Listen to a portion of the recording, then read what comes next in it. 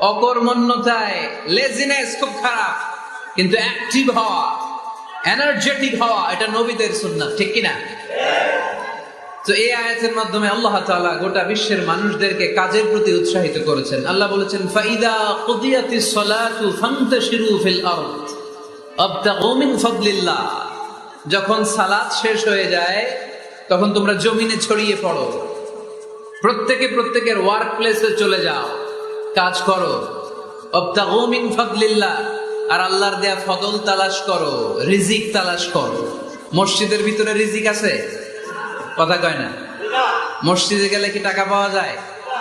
খাওয়া পাওয়া যায় না। খাবার উৎপন্ন করতে হয় মসজিদের বাইরে, এ জমিনে। মসজিদে গেলে রহমত পাওয়া যায়। মসজিদে গেলে কি পাওয়া যায়? এজন্য মসজিদে ঢোকার সময় আমরা কোন পা দিয়ে ঢুকি আর কি পড়ি? আল্লাহুম্মা ইফতাহলি আবওয়াব